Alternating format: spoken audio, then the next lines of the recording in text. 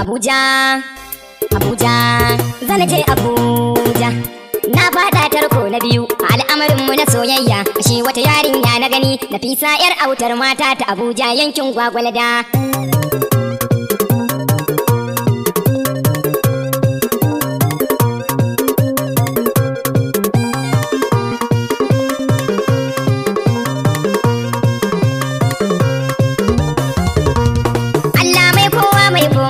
Bawa alfarma cikin lamarinmu na soyayya, Nafisa ta zama mai hidima. Amma ku tsaya dangi na kar da kuce ciki na faɗi bambarma. Na haɗa kaya zana Abuja amma yankin Gwagwalada. Na tashi da safe ne ban kwana da gajere wajen bacci. Na san cewar zan tafiya mai nisa kuma mai yanci. Da dan gajere kalle ni sai ya ce mini me zan ce. Ka ce ka gaya wa masoya zana Abuja yankin Gwagwalada.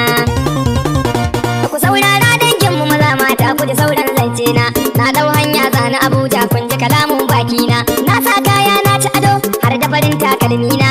Zani ziyarar soyayya ga Nafisa yankin Gwagwalada.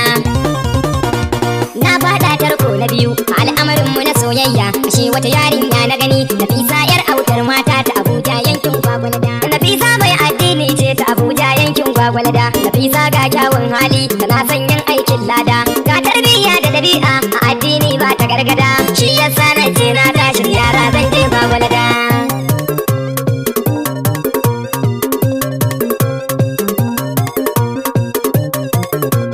Me zai sa in manta ki ban ga dalilin wannan ba. Tun ma ban sauraron ta ga sha yau har mun saba. Ka san ai sabo da maza shine ke sa ai arba.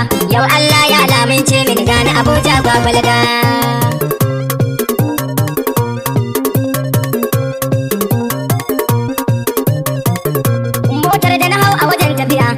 Abuja Gwagwalada muna tafiya da direban nan sai da ta dan ba mu gargada. Nafisa na can na ta jira dan ita zan je in tadda.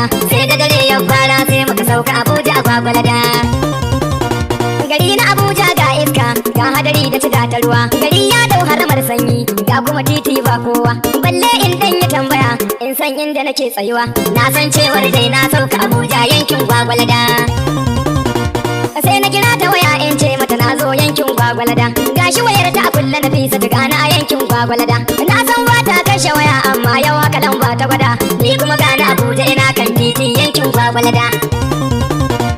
Na fada tarko na biyu a al'amarinmu na soyayya. Ashe wata yarinya na gani, Nafisa yar autar mata ta Abuja yankin Gwagwalada. Na samu wuri na kan zauna na gaji domin in huta. Ina ta tunanin ya zaɓi gana a wagga tashar mota. Nafisa na a cikin raina buri na dai inganta.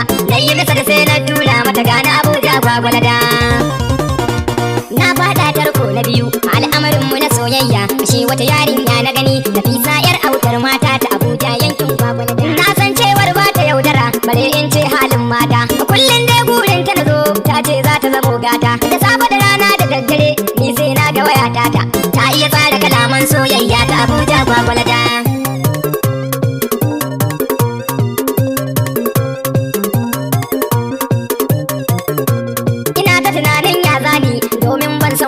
Ba amma ni dai na shaida Nafisa ba ta yi mani ƙarya ba.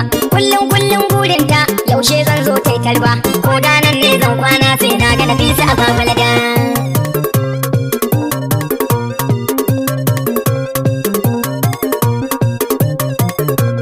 Na fada tarko na biyu a al'amarinmu na soyayya. Nafisa yar autar mata ta Abuja zan zo in niyya. Sai na tuno da Hassan da Usaina abokai na ba sa ƙarya. Ina ta tunanin dangi na daga gani a yankin Gwagwalada. Ina a cikin wannan hali amma kuji Allah mai baiwa. A inda nake zaune da kafafuna na tashi nake tsayuwa. Ashe gidansu yana bayan tasha kuji zancen kyakkyawa. Ta ga rasattina da na tura gani a yankin Gwagwalada. Ashe ta jira ni nan a tasha ta zaci ma ba zan zo ba. Duk da dare yayi sai da ta fito can ga gidan baba. Ta zo ta tafi da ni tana murna ta yi kyakkyawar ta yi ruba. Na cewa na gode Allah ga ka Abuja Gwagwalada. Sadda na ganta ido da ido ban boye murna ta ba. A idanu sun yi zuba na hawaye dan murna har da marhaba. Domin ta nuna mini kauna ni dai ba zan manta ba. Nafisa yar autar mata ta Abuja yankin Gwagwalada. To Murtala ba da masu imani ne ban boye mahaifata. Ni dan jihar Kaduna Dukku Allah kai kai mun gata. Kai kan bani basirar waka dan lafazi daga muryata. Na ga Nafisa ta ganni Abuja Gwagwalada. Daga Murtala Bada Masimani Katsina State. Domin neman ƙarin bayani 070 38 95 45 64. Ku huta lafiya masoya.